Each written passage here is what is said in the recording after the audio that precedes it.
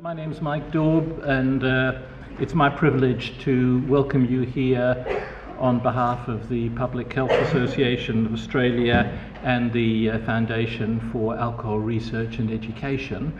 And it's just fantastic to be able to welcome you to this exceptionally important conference. As one of our FAIR colleagues noted in an email to other colleagues this morning, the work that's gone into this conference, I think, has ensured that it's a success even from before the start.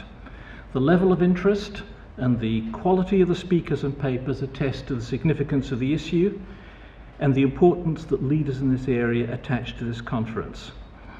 This is an outstanding program, and we're especially fortunate to have exceptional plenary speakers and other speakers, including some who've travelled a long way from overseas as well as from within Australia. Must admit, I was feeling a bit sorry for myself, as I always do when I travel from Perth. I was feeling a bit weary when I got here last night. But I shared a taxi with June Oscar, who was on the same flight, and she told me that her trip had started with a 400-kilometre drive, then a flight from Broome to Perth, and then the Perth-Brisbane flight. So I didn't feel quite so sorry for myself, and I just had yet further respect for some of the people who have so much commitment in this area. In this terrific group of people, I just want to focus in the introduction on 6 themes. First is the magnitude of the problem. We're all here because we're aware that it's no minor problem. It's one of the most important challenges facing not only health systems, but our community as a whole. Thanks to your work, there's increasing awareness of FASD, but when there's so much evidence that our messages still haven't got through to many in our key target groups, we clearly still have some way to go, particularly in conveying an understanding of the extent of the problem and its long-term implications, and then in persuading people to act on the evidence. The second point I want to make is about comprehensive approaches. As with so many other public health problems, there are no single magic bullets.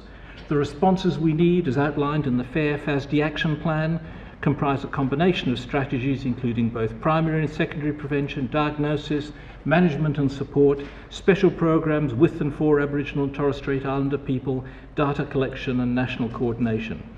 It's important not to get caught in a trap of opting for 1 or 2 of these in isolation, but to keep pressing for the comprehensive approaches we need. It's also important to promote the approach in the FAIR plan that recognises the urgency of the issues, and without wanting to get controversial, perhaps to emphasise the urgency of the actions needed in that plan rather than the current somewhat less aspirational health department plan. The third point I want to make is about preventability in action. This is ultimately a preventable problem, and prevention should be a key goal, even as some of the aspects of that will take time. We know much of what's needed, and we're letting down our colleagues who work in addressing the consequences, as well as the community as a whole, if we don't place a high priority on prevention and the actions needed at all levels in our community and communities. There are some who resist prevention in public health and related areas for a range of reasons. There's commercial opposition to action, and the commercial opponents usually offer up instead approaches that are guaranteed to have no impact. There can be bureaucratic resistance to doing anything new. A Cambridge academic a century ago, W.H. Cornford, described what he called the principle of the dangerous precedent. And that runs, every public action which is not customary either is wrong, or if it is right, is a dangerous precedent. It follows that nothing should ever be done for the first time. And that's one of the obstacles I think we face. There's fiscal resistance, especially from governments that don't want to spend or worry about where the money might come from. There's even academic resistance from some of our colleagues, none of those here, but some of those who don't want to do anything until it's been researched and trialled for a couple of centuries. That approach was nicely summarised by one of my favourite photographs of a researcher's demonstration. And there's a banner up there and it reads, "What do we want? Evidence-based policy. When do we want it? After peer review." So there are all manner of reasons for opposing prevention and the complementary activities we know are needed. Our job is to keep the pressure up until those obstacles are cleared. The fourth issue that I want to raise is that action on this area, as much as any others, must entail a shared responsibility. FASD is much too big an issue for any group, governments, government agencies, communities, NGOs, research groups, to feel that they alone are responsible for the action we need. We all need to work together, recognising that we all share responsibility for both acting and ensuring that others act. My fifth theme is related to this, albeit a bit more about culpability than responsibility. There's a substantial responsibility or culpability that rests with some different groups. Those that are so active in selling and promoting alcohol to pretty much anyone, anywhere, and often in opposing much of what we seek to do. The companies responsible for alcohol sales are often quite simply in the business of selling as much of the product as possible, and even now seek to extend the number and size of their retail outlets and to oppose restrictions supported by health experts and police authorities and others.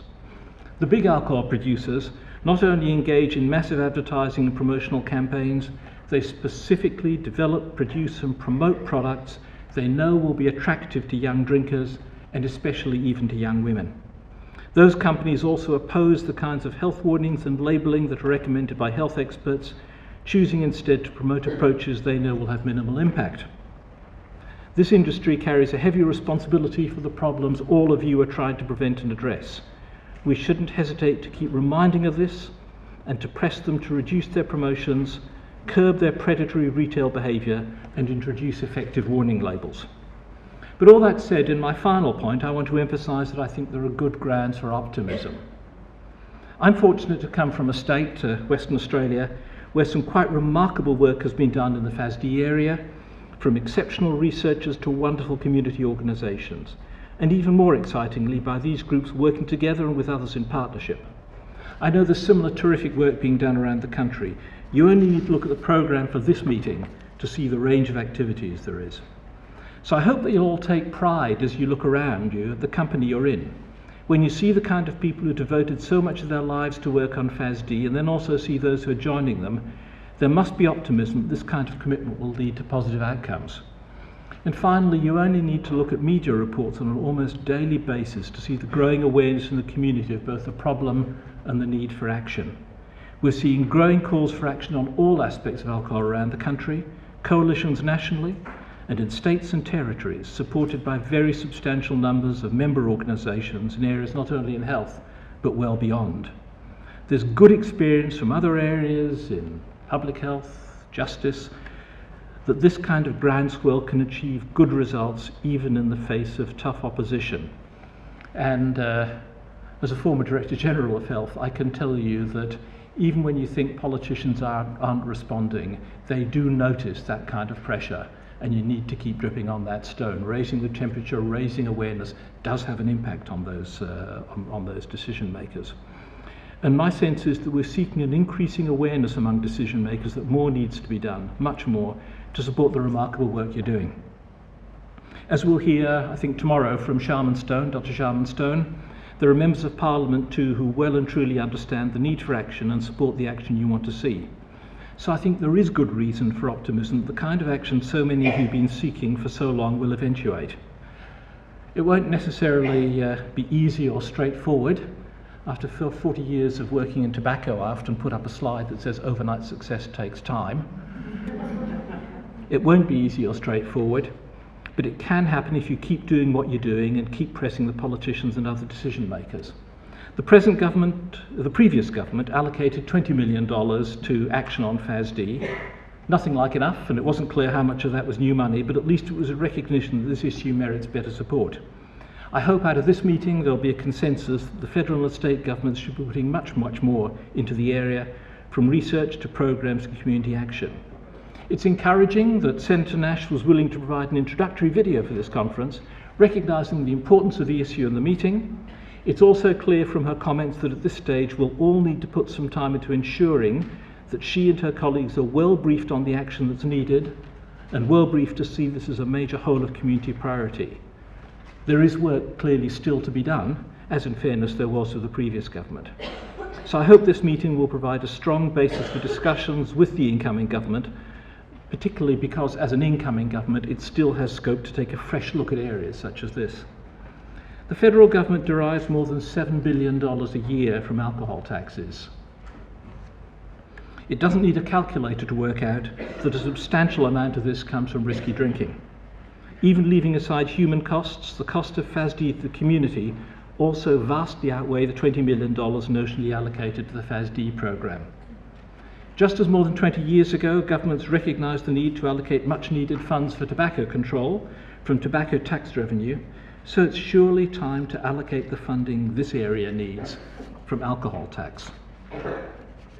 This conference provides a platform to refocus the nation's attention on the leading preventable cause of non-genetic disability in Australia and to examine the challenges that remain.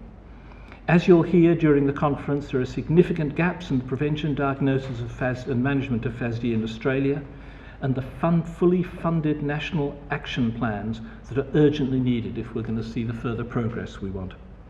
So, as I move on to introduce Liz Elliott, it's my privilege to congratulate you all on the work you're doing and to encourage to continue further. And I look forward to learning from you during the conference, and we all, I think, look forward to working together in the future. Now, I've been looking at Janine to see if I'm getting a thumbs up about Uncle Joe Kirk, but the thumb is still down. So I think what we will do is move straight into our first plenary talk, and it's an enormous privilege to introduce someone who, in the traditional phrase, needs no introduction, Professor Elizabeth Elliott, AM. Liz Elliott is Professor in Paediatrics and Child Health at Sydney University and a consultant paediatrician at the Children's Hospital at Westmead and an NHMRC Practitioner Fellow. I won't read you the full bio because that would take us till the end of tomorrow's meeting. But Liz has a tremendous record of involvement in clinical services, research and policy development around FASD. She's just an enormously highly regarded researcher in the area and is somebody who's willing to put her shoulder to the wheel of calling for action as well. And I might add that she was putting her shoulder to the media wheel this morning at 5 o'clock on ABC television. So we really are very grateful indeed that Liz is going to speak to us, and I'll invite her now to speak to you in the opening address.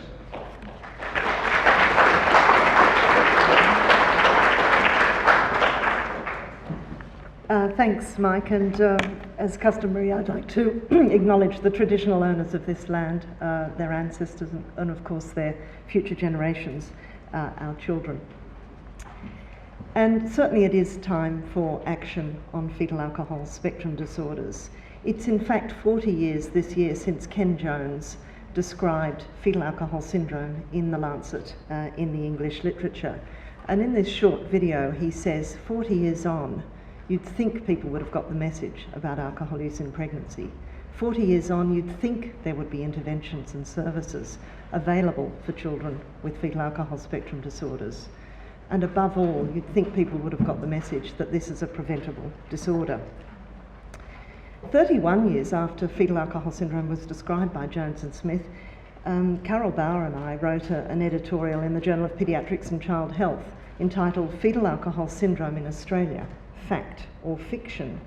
Because the truth is that at that stage we didn't really know whether FAS existed, or certainly in what quantity. We didn't really have good evidence of alcohol use in pregnancy. We didn't know which were the high-risk groups. And we proposed a causal pathway and potential avenues for prevention. So should we expect to see fetal alcohol spectrum disorders in Australia? Well, as Mike has already alluded to, Australia has a problem with alcohol dependence and misuse. We have a small population of 20 million, but each of us above the age of 15 drinks 10 litres of pure alcohol per person per year, which is amongst the highest consumption in the world. And that equates to 2.2 standard drinks per day per person over the age of 15. Now, I don't know if all of you drink 2.2 drinks a day, but that means some people are drinking considerably more than that. We hear constantly in the media of the adverse effects of alcohol use in our society, including on children. And this case of a young boy, Tom Kelly, king-hit and killed in King's Cross by a boy who'd drunk a couple of slabs of alcohol is very close to my heart, because this was a boy who's just left the school where my son attends in Sydney. Cricket Australia recently refused to run an advertisement telling fans that alcohol and sport don't mix, on the grounds that they think they mix perfectly well. And I think it's absolutely shameful to see our national cricketers emblazoned with logos from alcohol companies. And of course, big watchers of sport are children. Even Father's Day, encouraging the children to buy presumably promotions for their fathers. I was at a conference recently where someone was talking about alcohol and promotions of alcohol. And the alcohol's industry's answer to this sort of promotion is that, don't worry, they won't drink it all at once. Just like toilet paper, they'll put it away and they'll use it when they need it. But the evidence is different, that people who buy in these promotions drink at that time. Just on Friday, I came across this article online. It's a new app that encourages teenagers to binge drink. And this article was prompting the call for a ban on more than 340 of these types of games. So what you can do is you can log into this app and it'll ask you what alcohol have you got available. It will randomly select a virtual companion for you to drink with. It'll then tell you what to drink, and it'll tell you whether you've become loaded or drunk or well oiled. And this particular app has been downloaded by thousands of youth under the age of 18. And we know that alcohol use in pregnancy is common. We know that Indigenous and non-Indigenous women drink about the same sorts of levels of alcohol in pregnancy, but that some Indigenous people in high-risk populations have much higher rates of risky drinking. And I like this item from WA Today: everyone gets a say in the alcohol debate except for the fetus. And that's where our role comes in. We really need to be advocating for these innocent victims of other people's alcohol use. Now, we believe that there's an underdiagnosis, under-recognition of fetal alcohol spectrum disorders in Australia. And certainly in this study done by Jan Payne in 2005, when we sent surveys to over 600 health professionals in Western Australia, we found that only 45% of those health professionals routinely asked about alcohol use in pregnancy. Now, as a paediatrician, it's drilled into me that you ask about all the potential risk factors in the antenatal period. But some doctors said that they wouldn't ask, that they were frightened of stigmatising the woman, or that they would anger or frighten the woman themselves.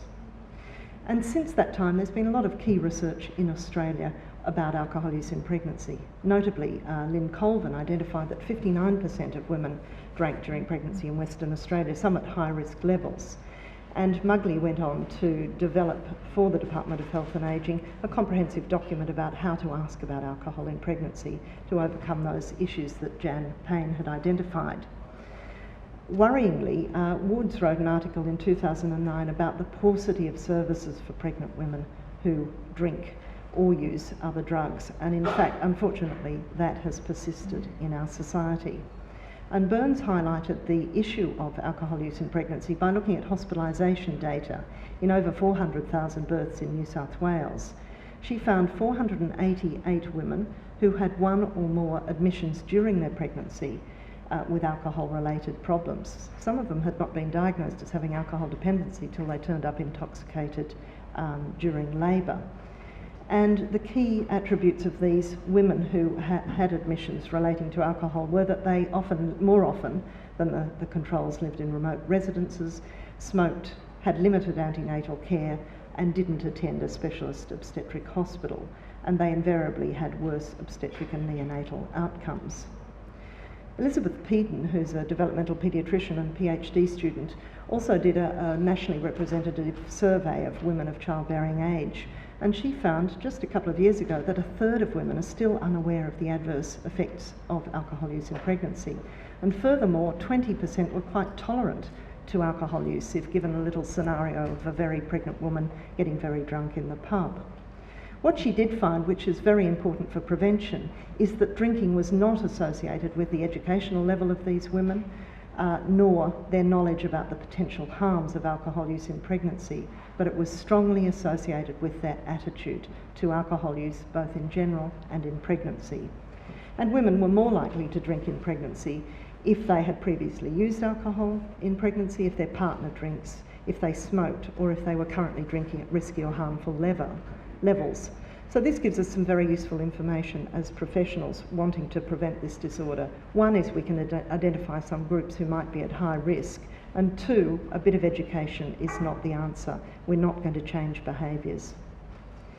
Heather Dantoine has also done some interesting work exploring why women drink during pregnancy, and particularly Indigenous women. And Indigenous women have led the way really in this area of fetal alcohol spectrum disorders, and these women were quite well informed in three different areas in Western Australia about the potential harms of alcohol use in pregnancy. But what they did identify that was the stresses that underlined why they drink. And I think it's very important when we're considering this issue not to blame and shame people. These are women who live 500 miles from the nearest hospital where they have to go to deliver their baby. They're women who are often living in overcrowded situations, whose partners and families are drinking, and who are potentially unemployed, subject to domestic violence, and often have relatives who've been part of the stolen generation. So it's really crucial to understand the determinants of drinking, and this is not, it's not a simple problem just to prevent. Catherine France, who was also a recent PhD graduate, did a lot of work about how do we convey messages to women and indeed to doctors about alcohol use in pregnancy. And just recently, the Western Australian Drug and Alcohol Office has launched a program, No Alcohol in Pregnancy is the Safest Choice, and they're using the materials developed by Catherine in her PhD as educational materials in Western Australia. So there's been a lot of key research, as Mike mentioned, by many of you in the audience about alcohol use in pregnancy, and forgive me if I haven't got your name there. I've mentioned Liz Elliott. And one of the other aspects of her survey was that she explored what women thought about the role of health professionals. This is very pertinent to us. Women thought that health professionals were the best source of advice about alcohol use in pregnancy. 97% of them said health professionals should ask about alcohol in pregnancy. Now this is quite contrary to the data that we get from doctors who say they don't want to ask about alcohol. They're frightened that they'll upset the woman. 97% of them said that health professionals should advise about the safe amount that can be drunk during pregnancy, and 91% said health professionals should advise women to abstain. Now, I've done a couple of interviews this morning, and one of the key questions is, why should we be advising people to abstain? We don't want to upset women, and I think we've really got the wrong end of the stick. We have to listen to what women want, and we have to give them clear and simple advice about what they should do in pregnancy. And to this end, FARE is currently developing a series of information opportunities for health professionals, including some videos and some leaflets, just making this message that women think health professionals should ask about alcohol use in pregnancy and should advise, and this campaign is targeted specifically at health professionals. There's quite a lot of other work going on at the moment looking at alcohol use in pregnancy and its outcomes. This is one birth cohort in WA and New South Wales, funded by the NHMRC. In a sample of 1,600 women, 200 of whom have problems with alcohol and substance abuse. And they've also, interestingly, recruited the partners into this study, and they're going to assess children at 12 months and 3 years. This is being run out of the University of New South Wales. There's a second birth cohort, which I don't think Jane Halliday must be in the audience somewhere, being run by Jane Halliday out of the Murdoch Children's Research Institute, with the aim of evaluating the impact of alcohol use before pregnancy recognition, and particularly low and moderate levels of alcohol intake. They're recruiting 2,000 people looking at alcohol exposure and assessing children again at 12 months and 2 years, both for facial features using 3D photography and developmental outcomes. And what's even more interesting is they're looking at the epigenetic effects of alcohol use in pregnancy. So we're getting increasingly information that there are changes to the genome through methylation, which are caused by alcohol and other exposures during pregnancy, that may have effects not only for that child, but for ongoing generations. So we really do need to know about the potential harms of alcohol use in pregnancy, including FASD, because, as I've said, we have a drinking culture. We have a lot of binge drinking in teens. We have an unplanned pregnancy rate of about 49%. And we know that there's alcohol use in pregnancy. Now, just to run through what are fetal alcohol spectrum disorders, well, as the name implies, these are a spectrum of disorders that may result from alcohol exposure during pregnancy, and they can include any of the following: structural damage to the brain, dysfunction of the nervous system, growth failure, an abnormal face, other birth defects, behavioural, learning and developmental problems. These are often lifelong problems. And the sort of categories of disorder include fetal alcohol syndrome, partial fetal alcohol syndrome, and neurodevelopmental disorder with alcohol exposure. But as we all know, there are a large number of children who are exposed to alcohol who have some neurodevelopmental problems but don't quite fulfil this criteria, who we've also got to pay attention to. Of course, it's a point that must be made that this is a diagnosis of exclusion following exclusion of other syndromes. Now, you can see clearly from this picture, which is widely shown, the difference between a brain of a child born with fetal alcohol syndrome and a normal brain, and it doesn't take a neurosurgeon to imagine that brain does not function properly. And we know that we can correlate various structural abnormalities in the brain with developmental and other outcomes. You'll all be familiar with the face of fetal alcohol syndrome, the three cardinal features being a small palpable fissure or eye opening, this thin upper lip, and an indistinct philtrum, the area between the bottom of the nose and the upper lip. And this face holds true in Afro-Caribbean, Caucasian and Hispanic children, and indeed we now know from our studies in the Fitzroy Valley in Aboriginal children. So just to give you an example, we're seeing these kids all the time in our clinics as paediatricians and developmental paediatricians. This is a 3-year-old referred to me, and I have permission to use his photograph, born to a alcohol-dependent mother, aged 19, taken into custody immediately. Mum drank about 4 litres of wine a day, and the baby was born preterm, low birth weight, irritable. He fed poorly, he had seizures, and subsequently had slow development of speech and motor function and learning. He had a squint, he was emotionally labile, socially inappropriate, would go off with anyone. He had attention deficit hyperactivity disorder and exhibited risky behaviours, running out onto busy roads, climbing and jumping off the roof, and a great difficulty in conducting complex tasks. He repeated his mistakes. Every day he got up and he put his school clothes on over his pyjamas, despite being instructed by his stepmum. And this is just the sort of child with complex problems who will grow up to have the secondary disabilities, including academic failure, unemployment, drug and alcohol misuse themselves, mental health problems, and as we will hear, contact with the justice system. So there's been a lot of research again done in Australia over the last few years about the recognition of fetal alcohol syndrome and its epidemiology. So back in the 70s, just after Ken Jones described fetal alcohol syndrome, there were some case reports and series by Edith Collins and Tony Lipson about fetal alcohol spectrum disorders, or fetal alcohol syndrome, I should say. But it was not until 2000 that Carol Bauer tried to ascertain the frequency of fetal alcohol syndrome in Western Australia that really put this back on the map. Ingrid Harris did a retrospective study in the Northern Territory, and we then, Carol and I, initiated a study through the Australian Paediatrics Surveillance Unit, trying to get reports from paediatricians to establish the incidence of fetal alcohol syndrome.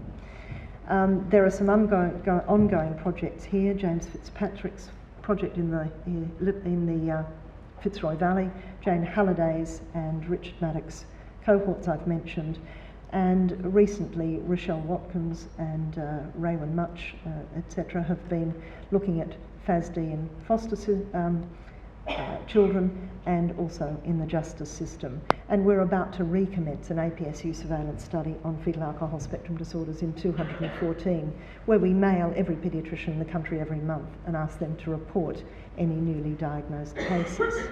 I won't go through this map, just to say that we do have some information about incidence and or prevalence around Australia. We're looking forward to the publication of this data from the Fitzroy Valley. But just generally, the data suggests that there is under-recognition and under-ascertainment in Australia, and this is partly due to lack of recognition by health professionals, but also partly due to the lack of mechanisms for reporting and documenting cases. The first study of fetal alcohol syndrome through the Australian Paediatrics Surveillance Unit did provide a lot of useful information, confirming that these babies were often preterm and low birth weight. Half of them had small heads. That's the severity of the brain damage that had occurred. 64% of them were Indigenous children and 60% of them were in out-of-home care. And what was really upsetting for us was that half of them had another sibling with fetal alcohol syndrome. So we had missed those opportunities for prevention. And this is one of the reasons why we must be identifying and diagnosing these children. Colleen O'Leary has done a very good body of work, just again confirming the associations between alcohol exposure and adverse outcomes in Australian children, taking a large population-based cohort using data linkage and documenting that alcohol exposure in fact is associated with stillbirth, low birth weight, prematurity, a range of birth defects, cerebral palsy and language delay. So I think we can no longer say that fetal alcohol spectrum disorders are fiction in Australia. So why is FAS undiagnosed? Well, here's some more data from one of Jan's studies of surveys of health professionals back in 2005, and you can see that only 12% of these over 1,000 health professionals actually knew the diagnostic criteria for fetal alcohol syndrome, which is the severe, the most obvious end of the spectrum in that it's associated with physical anomalies. And hence we developed a range of educational materials which are available from the Telethon Institute, and I think on the WA Drug and Alcohol site as well, to educate doctors, because they said they wanted resources both for themselves and to give their patients.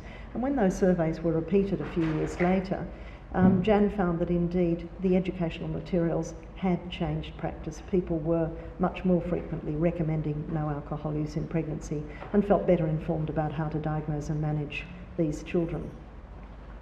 Now, June, I'm going to quote you here. June Oscar, who's an Aboriginal woman from the Fitzroy Valley, became aware of FASD as a problem in Indigenous communities, and in an address to Parliament back in 2008, said fetal alcohol spectrum disorders is a tragedy that somehow transcends other aspects of grief and trauma. Here is innocent young life, the future of our people, our culture and our language, knowledge about the magic creation and laws of our country, being born into this world with brains and nervous systems that are so impaired that life for that person from birth to death is cruelly diminished. And the community got up and did something about this. They developed a strategy to address FASD, and I know Marmanji Hand and Maureen Carter, who were very involved in this with June, are in the audience today.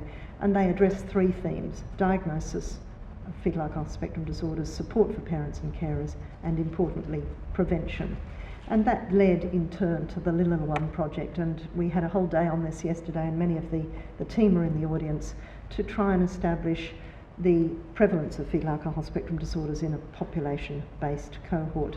And this has been an extremely successful project in that it was prioritised and driven by our Aboriginal people.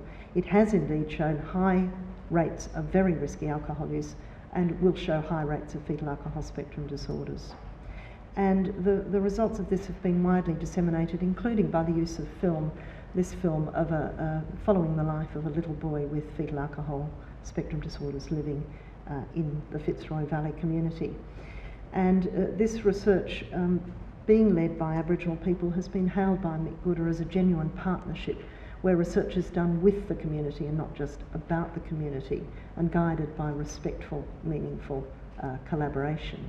So fetal alcohol spectrum disorders are fact, not fiction. They're a problem throughout Australia. They're a problem in non-Indigenous and Indigenous children. And the government, as Mike said, has responded. Back in 2006, I was asked to address the Prime Minister's Science, Engineering and Innovation Committee working group on Aboriginal and Torres Strait Islander health, focusing on maternal and fetal health. And they made a recommendation to the Prime Minister that we really needed to determine the prevalence of fetal alcohol syndrome. We needed to investigate the extent and consequences of binge drinking in pregnancy and develop culturally appropriate and nationally coordinated education programs. But one of their major recommendations, which has finally come to fruition about 5 years later, was that the government, the NHMRC, provide targeted funding for FASD research in Indigenous children. and that call went out just before Christmas, conveniently at the end of last year, due in just after the school holidays in February, and several of us have grants in the pot, but unfortunately it's quite a small pot. The Intergovernmental Committee on Drugs Working Party was established in 2006, and Carol Bauer, Lucy Burns and I were members of that committee, and it really had great traction. It held a national conference in 2008 about FASD. It initiated the writing of a FASD monograph, and although that was held up from publication for a while, the government in the meantime acted on most of those recommendations.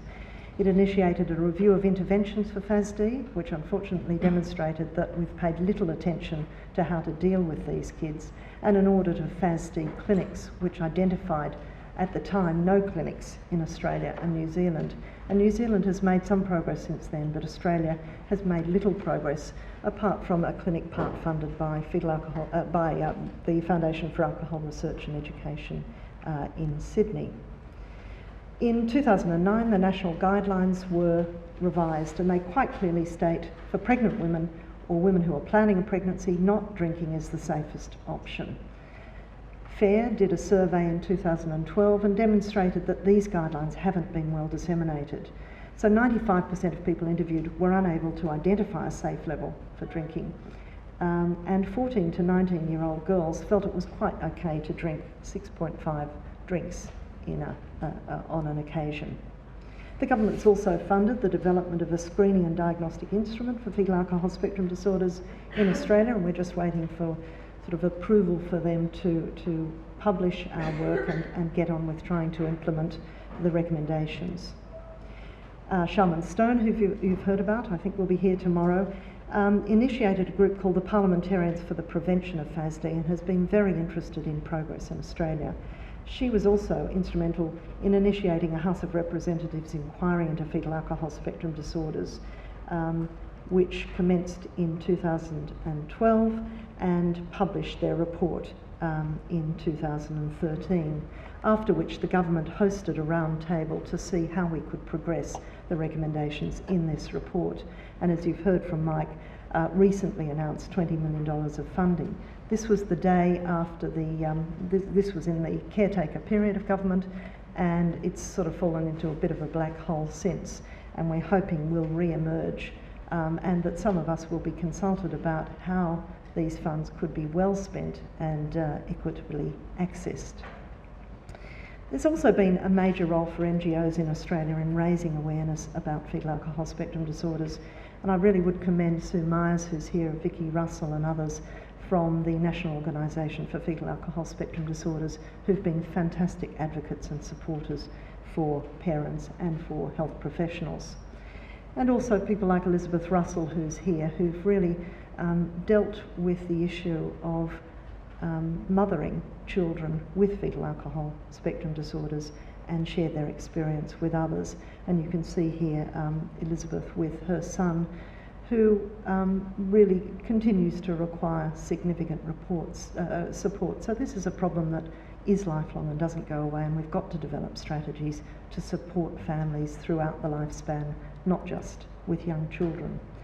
You've heard that FARE proposed a national plan for addressing fetal alcohol spectrum disorders, and we hope that components of that will come up in the funding from the government. And more recently have developed a very innovative campaign, the Pregnant Pause campaign, trying to encourage fathers to play a role in prevention and challenging them, would it hurt you to go without drinking while your wife is pregnant? And unless we can get partners and families to stop drinking, it's very difficult to expect women to stop drinking in pregnancy. I think Michael Fair also funded development of this handbook on Aboriginal alcohol and drug workers, and a video which is about to be released on the story of alcohol for health professionals. And of course here we all are at the conference, which is a fantastic tribute to FARE and to the Public Health Association of Australia. Aboriginal people like Lorianne Hayes, who is here, have been involved in educating Indigenous families about fetal alcohol spectrum disorders for decades. And Lorian's recently published a book for children called Children of the Grog. And Aboriginal communities, as I've said, have really led the way. They're often the ones who are dealing with pervasive abuse of alcohol. June and Emily Carter and I recently attended the Aboriginal Male Health Summit, and at the invitation of Warren Snowden gave a session on FASD and the Little One Project before the Men's Health Summit began. And then June and Emily Carter and I recently attended this peak organisation of Northern Territory Grog Summit in Alice Springs. And you can see from some of these comments, alcohol-related harm is killing our people. My culture is dying slowly. Alcohol is decimating my people. FASD is a humanitarian crisis. Aboriginal people are desperate for something to be done, and unless we can control access to alcohol in some of these remote settings and towns, we're not going to achieve anything.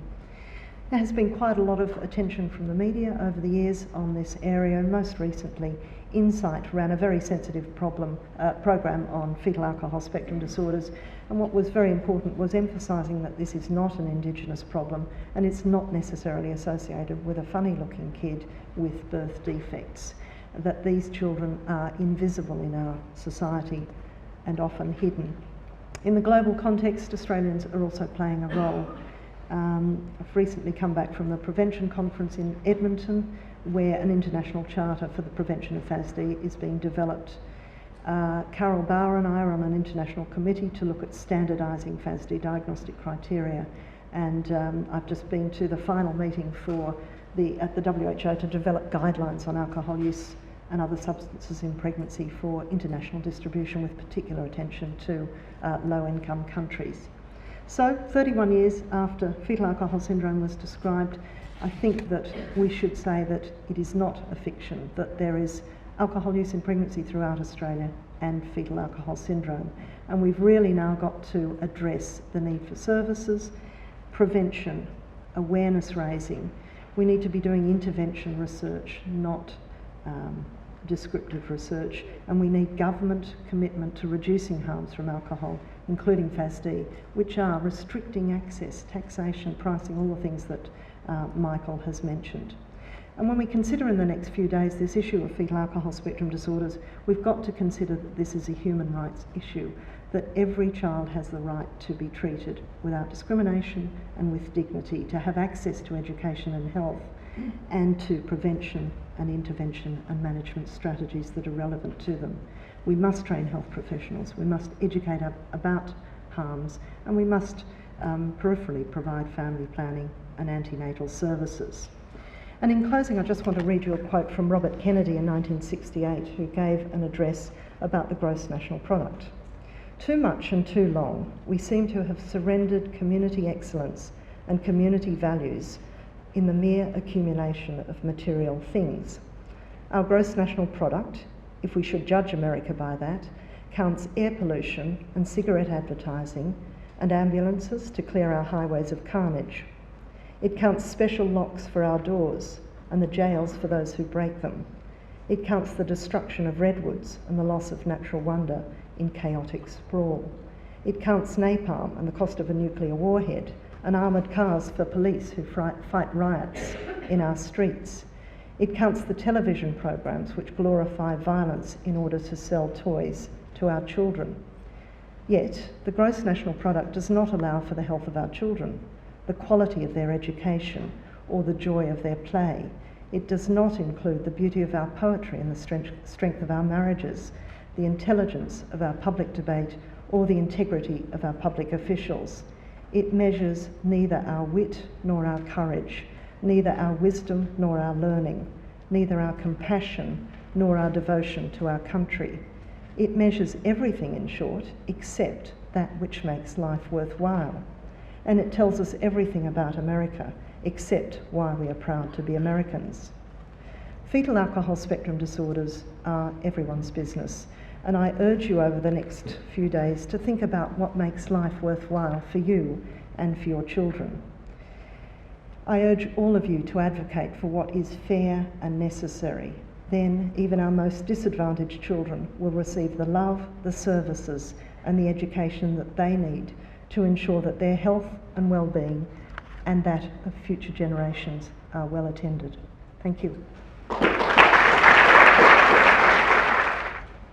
Thank you so much, Liz, for that superb overview and such a humane and inspirational consideration of all the issues, where we've come from, where we are, where we need to be going. In terms of timing, and you were perfect on timing as well, by the way, what we'll do is have questions to the speakers after the first two plenary speakers, if that's okay. And that'll also give us time to hope for Uncle Joe Kirk to give us the formal welcome. Our next speaker is Judge Tony FitzGerald, who's going to speak to us about the current situation in relation to FASD in New Zealand, with a special focus on his perspective, which is that of a district and youth court judge. Tony FitzGerald has been a district court judge since 1999, and since 2004 has been based in Auckland. He's got a special interest in therapeutic jurisprudence and solution-based courts, and in 2007 he established the intensive monitoring group in the Auckland Youth Court, and he's been involved since 2010, and he's given me approval not to try to give you the Maori name with poor pronunciation, so he'll do that for you. But he was involved in what's called the Court of New Beginnings in 2010, and he's presided in that court since then, and he will tell you all about it. It's just terrific. There's so much important work being done, as Liz said, in New Zealand as well as here, and it really is a privilege that Judge FitzGerald is here to speak to us, and I'd like to invite him now to address the conference.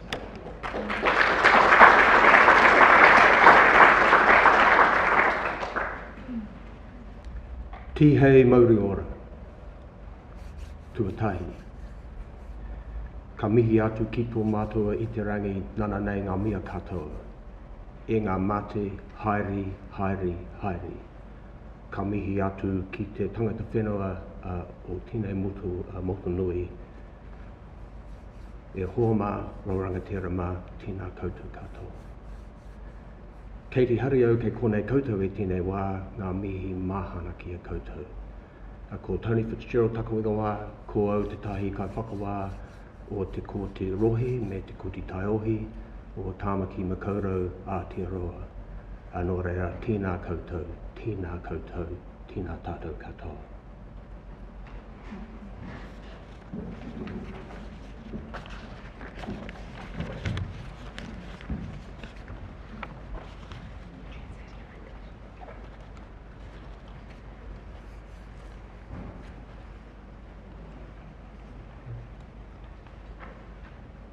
E hara I te mea, ngō nane te aroha, ngō ngā tūpuna, tuku iho, tuku iho. Te whenua, te oranga o te iwi, ngō ngā tūpuna, tuku iho, tuku iho. Whakapono tumanako, ke aroha, te aroha. Ngō ngā tūpuna, tuku iho, tuku iho. Anō reira, tēnā koutou, tēnā koutou, tēnā tātou katoa.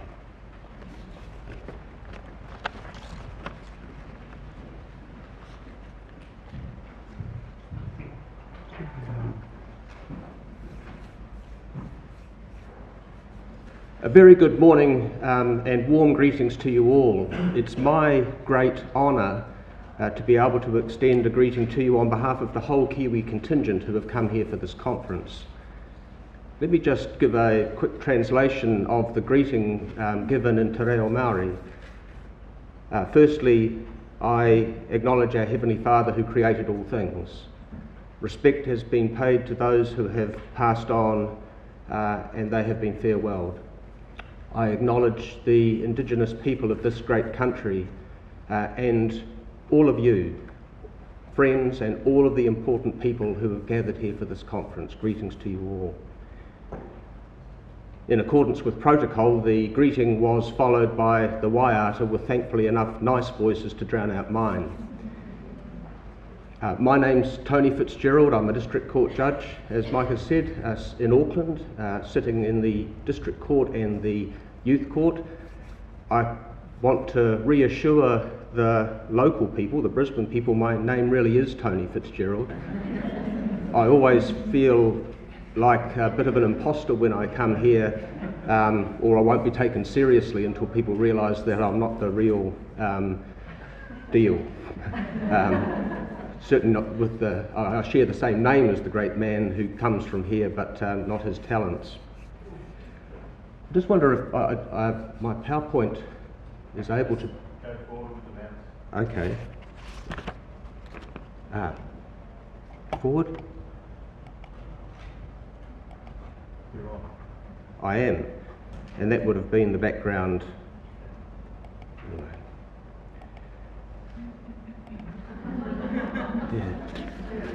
Yeah. My journey with FASD has been a bit like that for Bilbo Baggins in The Hobbit. It's been an unexpected journey. I didn't go looking for it, but I didn't realise that it was there looking at me a lot of the time. I should have included in my acknowledgements, I had intended to, and I'll do it now, that I wanted to extend an especially warm welcome to any who are here who have FASD. To you and to your families, loved ones and caregivers, especially warm welcome. And an important point I wanted to make now before I move on into my presentation is that I'm talking about FASD in the courtroom because that's where I am. Not all people with FASD come to court. And in fact, those with FASD are just as likely to be victims as they are offenders.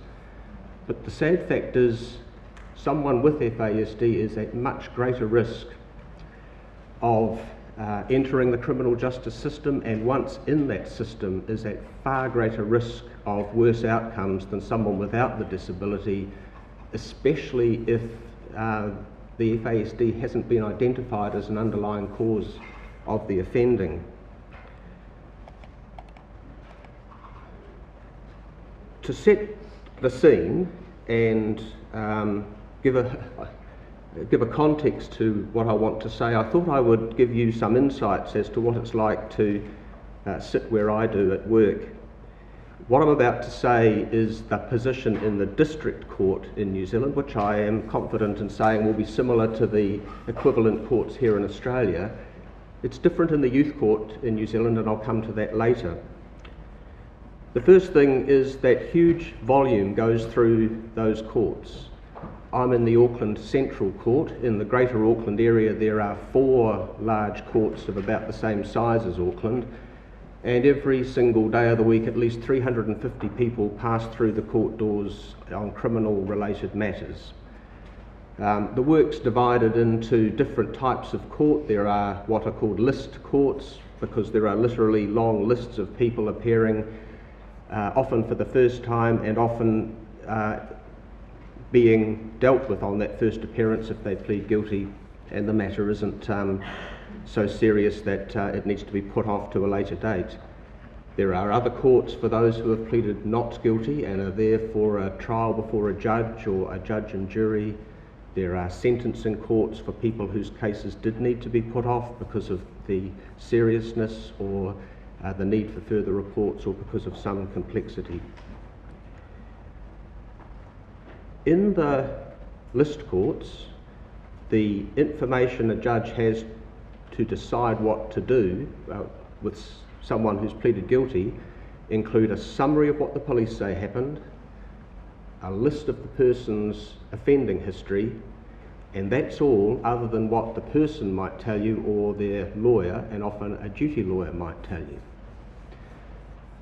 In the district court, even on the sentencing days where further reports have been provided, it's not a lot more than that, and it would almost never be a report that would touch on neurodisability, such as FASD.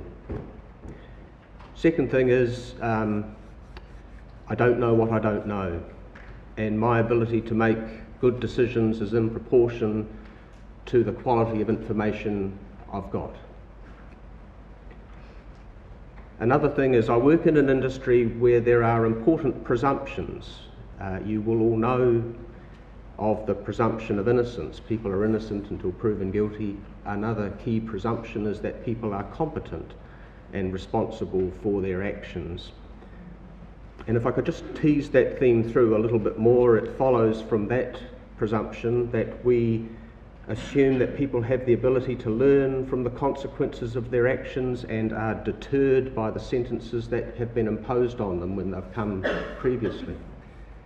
And we assume that people who are sent to rehabilitation programs for alcohol and other drug use, anger management, things of that sort, will benefit from that learning and put it into practice and not repeat the same mistakes. So, for those who reoffend and continue to reoffend after they've been sentenced, often again and again, sent to rehabilitation programs again and again, the options within the criminal justice system start becoming very limited, and for many offenders the path leads very quickly to prison. Just want to pause now and ask what if those assumptions are wrong? What if we're wrong to assume that all those who repeat the same mistakes and don't obey orders of the court do so because they're naughty, couldn't care less, and really just need to be taught a lesson by having harsher penalties imposed on them? Now, I realise those who will say, look, you do the crime, you do the time. What does it really matter what problems an offender has, because really what is needed is justice for the victims. And I completely agree that justice should be done for victims. No qualms, no quibbles about that at all. And just to be completely clear, those who offend and are fit to stand trial for their offences should be held accountable for what they've done. They should be required to put things right with their victims, and they should face an appropriate sentence prescribed by law. However, if we just stop at that, that's all the criminal justice system does, and not look at what can be done to reduce the risk of the offending, I wonder whether it can be justice from anyone's point of view. I'm suggesting that we can and we should be doing better at reducing that risk of reoffending by much better identification of what actually is underlying the offending. And that is especially so in the area of neurodisabilities such as FASD. I mean, obviously it's not only going to be better for someone who has FASD to have it recognised and taken into account in the sentencing, much better from their point of view. It'll be better from the point of view of their family. But of course it's better for us as a community to be identifying what's actually underlying the offending, so that the right sorts of support services and interventions can be put in place to reduce the risk of further offending, because then that rate of reoffending will reduce, and it can reduce dramatically. So I'm suggesting it is barking up the wrong tree to see FASD as just a justice issue, that is, for people who come to the court for offending, the underlying cause of which is FASD. That should simply be addressed in the way it currently is, by judges ordering people to serve sentences that are increasingly tough, but without any effective rehabilitation. seems to me that what is needed is to recognise that it's a part justice, part health, part social issue, calling for a part justice, part health, part social coordinated approach. I thought that the best way to illustrate the point I want to make to you today was to introduce you to one of the people who illustrated the point to me, and that's Tom. I'm going to turn the clock back to November 2010 when Tom was 15 and he came to court facing charges of threatening to kill his mother and willful damage, punching holes in the walls at home. I didn't meet Tom at this stage. I know these details from the files that were kept then. Over a period of time, Tom's behaviour had become increasingly concerning to his mother. It was always after some argument which seemed to be over relatively trivial things. It might be the state of his room, it might be the fact that he was late home, it might be the mess left in the kitchen, but not matters of huge moment, but his reactions were really concerning. The threats had become worse, the damage to the house was becoming such that his mother contacted the police and they charged him. And he admitted those charges when he came to court. Now, the way the youth court works in New Zealand is very different to the district court. When a young person comes to court and doesn't deny the charges, it's not for the judge to decide what should happen. The case goes off for a family group conference, which is a restorative justice meeting. The young person is there with family, the victim should be there, the police are there, our welfare agency is there, and there may be representatives from other agencies to help provide information, education, health. There might be service providers, mentors, the youth advocate, the lawyer for Tom, the lay advocate who's an advocate not just for Tom but for his family. And it's their job to come up with a plan about what should happen. And what the law requires, amongst other things, is that plan should be something that would hold Tom accountable for what he did, should put things right with his victim, it should encourage him to take responsibility for what he did, but also it must recognise his needs and the underlying causes of his offending and give him the opportunity to develop into a good law-abiding member of the community. So with that in mind, the family group conference for Tom included these key parts to his plan. He was to apologise to his mother. He was to do community work, which took him a long time to do, attend his education course, which he hardly ever did. He was to go to counselling for alcohol and other drug issues and anger management. The plan was to run for 3 months. It took Tom more than twice that to complete his plan because he'd been so tardy. But eventually he did complete things sufficiently to be discharged by the court in June 2011.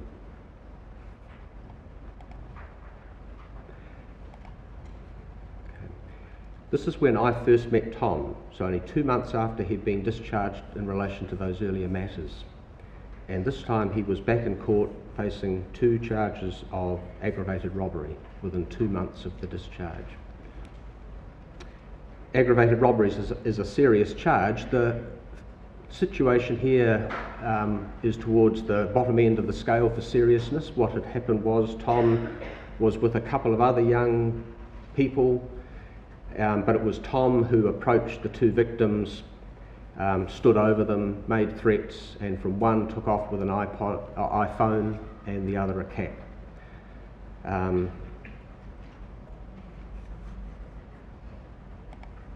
The first meeting with Tom was in relation to bail, which the police opposed, and The reason they opposed bail is probably not hard to imagine.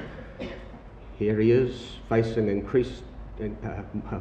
more serious charges very shortly after he'd left court for other offending. He was continuing to make threats at home and damage the wall, so he hadn't learnt his lesson from all the help and so on he'd been provided with previously. When he had been before the youth court before, he had constantly breached his bail, particularly his curfew, which he hardly ever bothered observing, the police pointed out. And he wasn't going to his course, so there he was, like an unguided missile, the police said, out there, nothing better to do on with his time than look for trouble. And so they thought that he should be placed in a residence for the safety of the public. But one other thing that had happened just before he'd come in was an attempt he'd made to take his own life by hanging himself, again following an argument with his mother. And so the police said, look, not only do the public need him to be put somewhere different and safe, but for his own sake he needs to be somewhere different and safe. So what's going on with Tom? I mean, I hadn't met Tom before. To look at him, he was just a normal teenage boy. He was big, but I couldn't tell by looking there was anything that could explain the situation. Was he really the lazy, unreliable, increasingly violent thug that the police described in the bail opposition? Or might there be something else going on? And there was a conversation about that in the courtroom. There were some concerning signs. I mean, he clearly has problems managing his emotions under stress. He very clearly has problems organising himself and managing his time, keeping. And this offending, I mean, it was really stupid offending. It was about 4 o'clock in the afternoon, not far from the school that the victims had attended. There was no way that he was going to be getting away with this. So after the discussions, it was decided an assessment should be obtained to see whether there might be some explanation about what was going on for Tom. We're lucky in Auckland. We have Dr. Valerie McGinn and Craig Immelman, who are both here, who are able to provide really high quality assessments, and they provided the assessments in Tom's case. Tom had an alcohol-related neurological disorder, so an FASD. He had an IQ of 78, so he wasn't intellectually disabled within the legal definition in New Zealand, and he was fit to stand trial. But he really was low functioning in a number of respects. In the first percentile for adaptive function, so he was very low in terms of managing his daily living skills and reading social cues. His verbal skills were those of a 9-year-old, which might be a clue as to why he'd dropped out of school so young. He'd been off the education radar until he was put in the alternative education course that he hardly ever attended. His abstract thinking was very low, so maybe there was a clue as to why he hardly ever got to course on time or managed to obey curfews. His spelling and math, similar situation to the verbal skills, really very low. And in the report, there were some interesting comments from Tom's mother in relation to this issue about his impulsivity and suggestibility. She had said he'd always been easily led, he was naive, he was gullible, and as he'd got bigger, he'd become used by his friends as a heavy, much in the way he had been in relation to the charges he now faced. It wasn't all bad news. Tom had good practical skills, and he had a passion for cars and wanted to be a mechanic, and it was one of the positive things that had come out of the report, that it was an area of strength for him. And so that assessment, with the recommendations it included, were part of the information that the family group conference then had when they got together to talk about a plan as to what Tom should do in relation to his offending.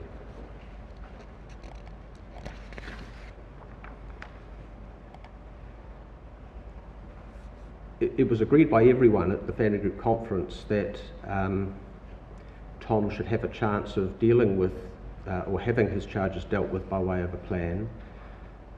Perhaps if I just explain a little bit more about what I said, the vast majority of youth offenders, well over 90%, have their cases dealt with in the way I've described by a plan that they carry out over a period of months, and the court puts off sentencing to allow them time to do that. It's only in cases that are too serious for that approach, or where this approach has been tried and failed too many times, that they would then face orders that a judge imposes, or they've simply offended too many times to be given yet another chance of having it dealt with on this basis. So despite the seriousness of the situation for Tom, the police were prepared to allow this approach to be taken, aware of what the information, particularly in the assessment report, showed. He had to pay reparation to his victims, he had to do community work, he needed to attend suitable training courses and therapeutic programs, ones more tailored to his level of understanding and ability. He needed to have a mentor and cultural support, which isn't something particular to Tom's case. These things in this plan are common to the vast majority of all youth court plans, and if, for example, a plan doesn't have reference to a mentor or an appropriate cultural component to the report or suitable training courses, the judge would be saying, well, where is it? But these were things that were more shaped to suit Tom's particular situation. He needed to take part in some pro-social activities, such as joining the gym, and there was support and FASD education for his mother.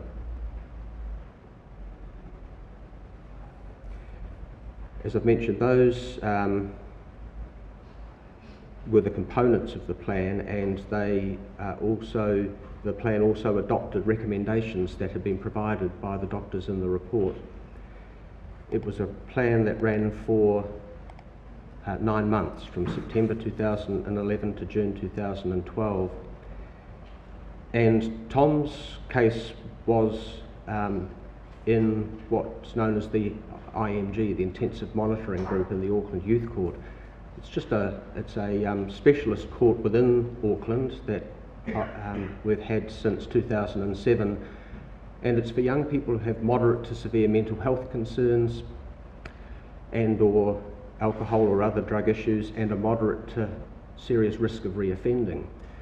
And on that court day, which is every 2 weeks, the court day begins early, 9 o'clock, with a meeting of the professionals who all sit around the table.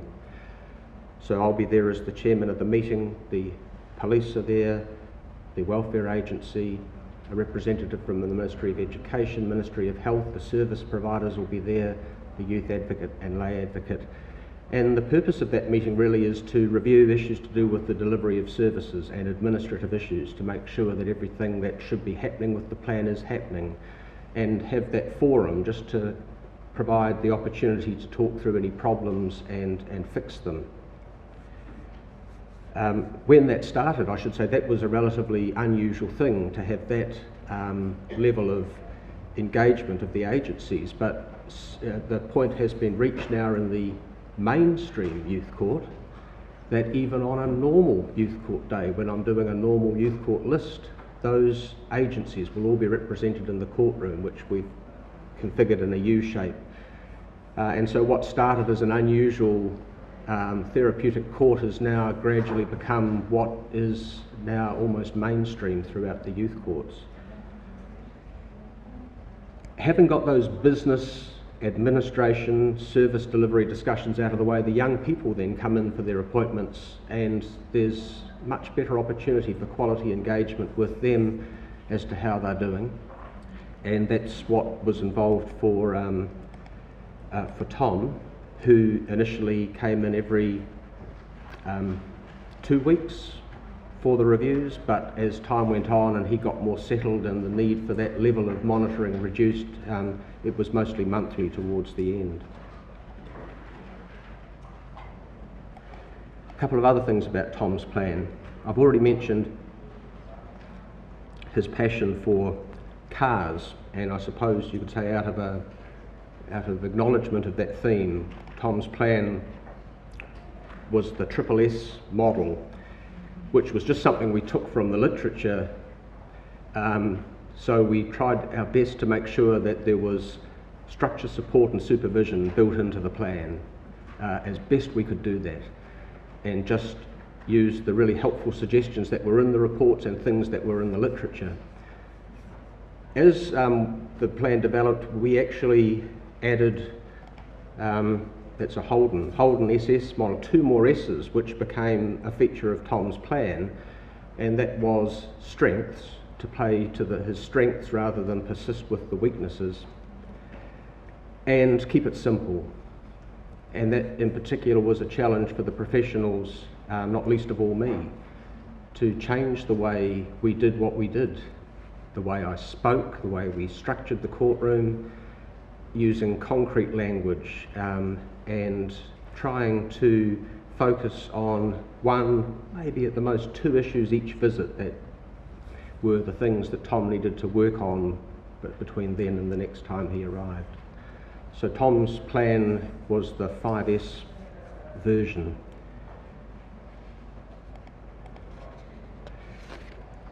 The plan really got underway with Tom going to this program, which is available for youth offenders with an interest in cars, Silver Fern Motorsport. Do you know Greg Murphy?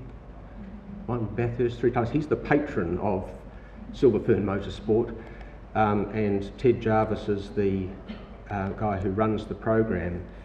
And I probably see Ted Jarvis come to court once or twice a year when one of the young people has impressed him sufficiently for him to do that. And on about Tom's 2nd visit, Ted was there.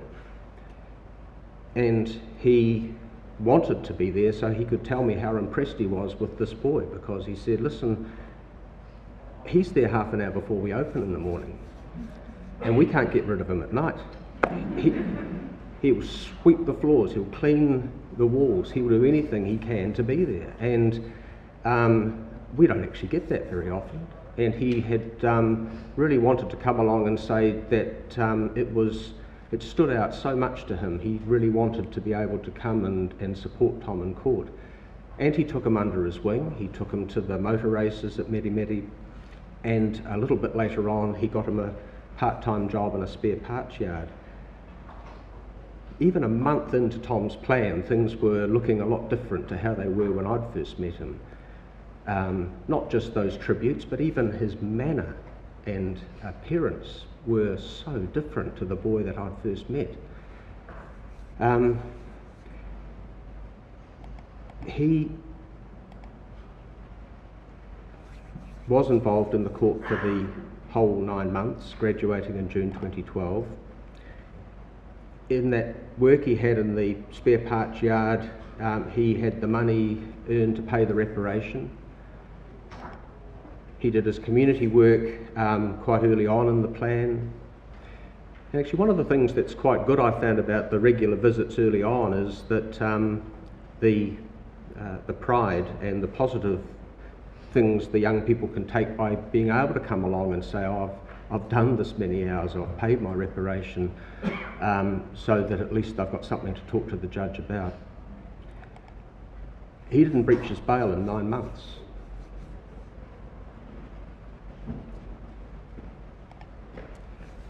He was better at home, much better, and his mother, who mostly came with him on his visits to court, had said the arguments weren't the problem they'd been, and there hadn't been damage to the property, but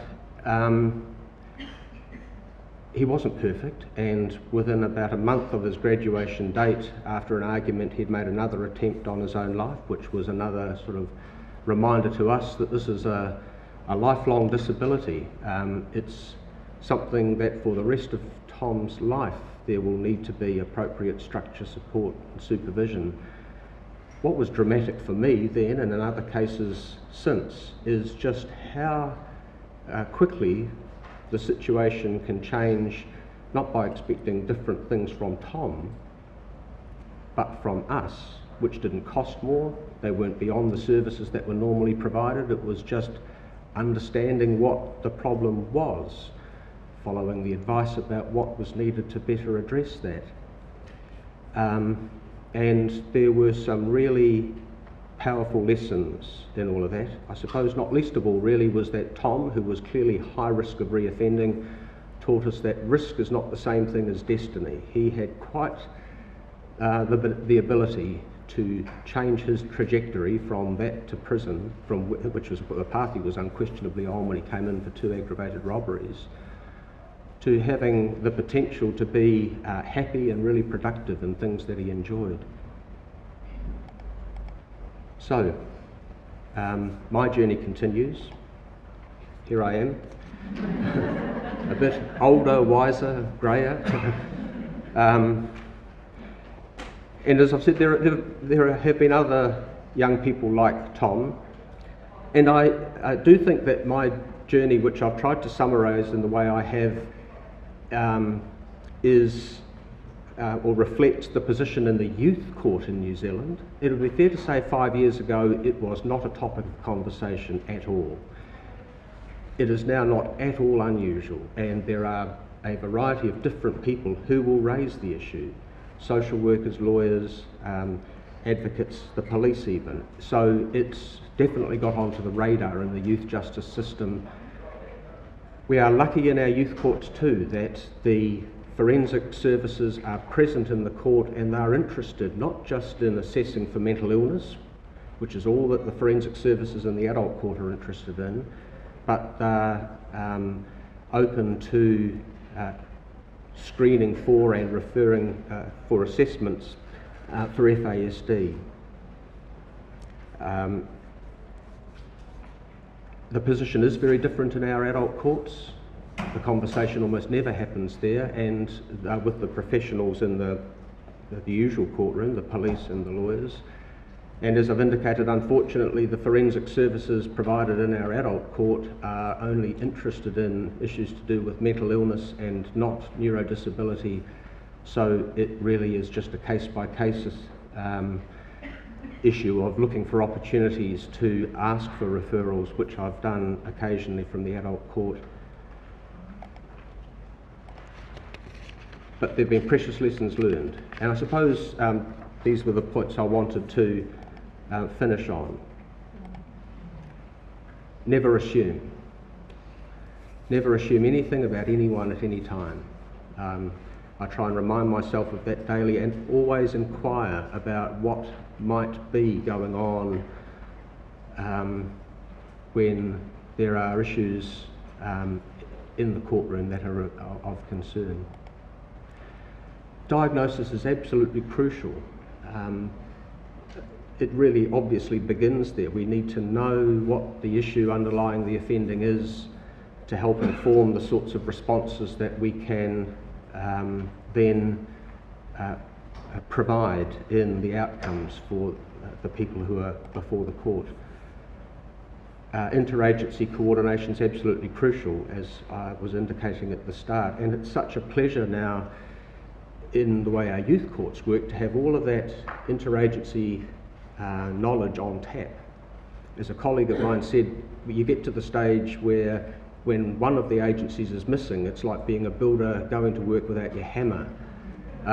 When an issue comes up, and if education's not there or health's not there, you can't do the job as well.